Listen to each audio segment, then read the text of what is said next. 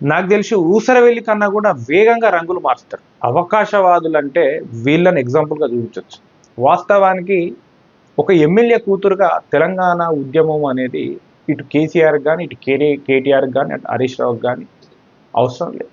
కానీ ఆ ఉద్యమం పేరు చెప్పుకొని నాకు తెలిసి బహుశా ఒక 20 ఏండ్లు వివిధ హోదాల్లో ఎమ్మెల్సీగా, పార్లమెంట్ మెంబర్‌గా ఎంత చక్కగా వీళ్ళు రాజ్యాంగబద్ధమైనటువంటి పదవులు అనుభవించిందంటే వీళ్ళు బికాజ్ ఆఫ్ తెలంగాణ.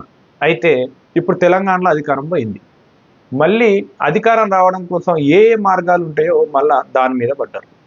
కొత్త దందా స్టార్ట్ చేసింది.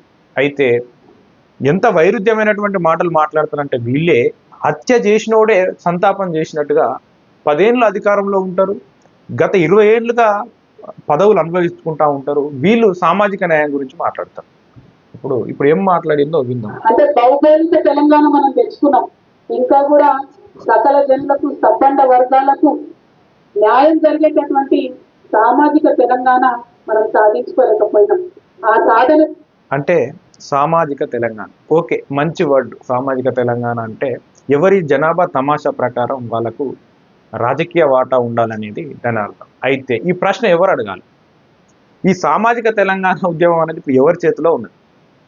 ఆ రోజు తెలంగాణ ఉద్యమం కేసీఆర్ దొర చేతిలో ఉండి దళితుడే ముఖ్యమంత్రి అన్నారు. ఇప్పుడు అధికారం పోయింది. 10 ఏళ్ల క్రితం వీళ్ళే అధికారంలో ఉన్నారు, ఉన్నత పదవులు అనుభవించింది, వీళ్ళ కుటుంబమే అన్ని పదవులు అనుభవించింది. ఇప్పుడు మళ్ళీ వీళ్ళు సామాజిక తెలంగాణ అని అంటున్నారు. వీళ్ళు ఎంత అవకాశవాదులు అంటే లిస్ట్ రాసి పెట్టిన ఎమ్మెల్సీ కల్వకుంట్ల కవిత గారి రాజకీయ అవకాశవాదం గురించి మనం ఇప్పుడు మాట్లాడుతున్నాం. దీనికన్నా ముందు మహిళలకు 33% రిజర్వేషన్ కావాలని అన్నారు. ఏ మహిళలకు రిజర్వేషన్ కావాలి? దొర బిడ్డలక, ఎమ్మెల్యే కూతుర్లక, లేకపోతే ధనవంతులక, భూస్వాములక? ఎవరికి రిజర్వేషన్ కావాలి? ఈ ఉద్యమం ఎవరు చేయాలి? ఎవరు చేస్తున్నారు? అయితే కేంద్ర ప్రభుత్వమే దేశవ్యాప్తంగా ఈ రిజర్వేషన్ బిల్లు తెచ్చింది. అయితే ఆ క్రెడిట్ నాదే అన్నట్టుగా ఫోజులు కొట్టింది. ఎట్లా కొట్టిందంటే లిక్కర్ స్కామ్లా దొరికినప్పుడు 11 సెల్ ఫోన్లు, ఐఫోన్లు ఇట్లా పెట్టినట్టుగా నేనే సాధించిన అని బిల్లు పాస్ అయినప్పుడు బిల్డప్ ఇచ్చింది. కానీ తెలుసు జనాలకి ఏందనేది. ఈ ఉద్యమంలో వీళ్ళకి సంబంధం లేని విషయం. ఎందుకంటే బహుశా నీకు పుట్టినప్పటి నుంచి కాకపోవచ్చు, కానీ నీకు అర్హత, ఆ పార్టీకి అర్హత, వయసు వచ్చిన కాంచి నువ్వు వివిధ హోదాల్లో రాజకీయ పదవులు అనుభవిస్తూనే ఉన్నావు. కాబట్టి ఈ ఉద్యమం అనేది నువ్వు చేసుడు కరెక్ట్ కాదు. రెండోది, మహాత్మా జ్యోతిబా పూలే విగ్రహం అసెంబ్లీలో పెట్టాలని ఒక డిమాండ్ మీద మళ్ళొక ఉద్యమం మాట్లాడుకొచ్చింది. అరే ఒక్క మాట నువ్వు 10 ఏళ్ళల్లో మీ అయ్యం చెప్తే ఎంతసేపు అనేది. పోనీ ఎందుకు వచ్చింది ఇప్పుడు అంటే అధికారం లేదు. ఎక్కడెక్కడ రాజకీయ అవకాశవాదం ఉంటే దాన్ని అందిపట్టుకొని రాజకీయం చేయట్లో వీళ్ళు దిట్ట.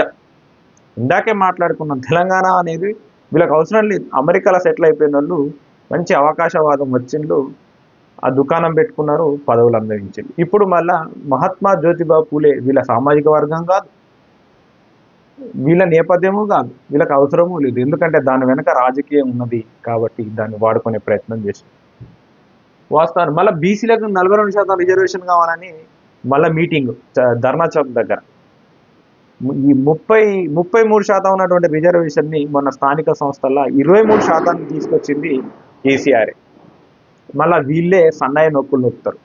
ఎంత దుర్మార్గంగా కొన్ని వేల బీసీల పదవులు పోయినాయి స్థానిక సంస్థలల్లో. మళ్ళీ వీళ్ళే 42% రిజర్వేషన్ కావాలని. ఎందుకంటే వాళ్ళకు ఒక రాజకీయ అవకాశవాదు. మూడవది, ఇప్పుడు భౌగోళిక తెలంగాణ కాదు, మనకు సామాజిక తెలంగాణ కావాలని అంటున్నారు. సామాజిక తెలంగాణ కావాలనుకున్నప్పుడు మీరు మీ దుకాణం బంద్ చేయాలి. ఎందుకంటే 10 ఏళ్ళు మీరు మీ కోట అనుభవించింది. తిప్పి కొడితే తెలంగాణలో వెలమలు 50,000 నుంచి లేదా 1,00,000 వరకు ఉంటారంటే ఒక్క సీటుకు కూడా అనర్హత నాకు తెలుసు. ఒక కాన్స్టిట్యున్సీలో మేము 1,50,000 నుంచి 2,00,000 ఓట్లు ఉంటాయి. దీన్ని బట్టి చూస్తే మీ జనాభా తమాషా ప్రకారం మీకు ఒక సీటు కూడా రాదు వెలమని.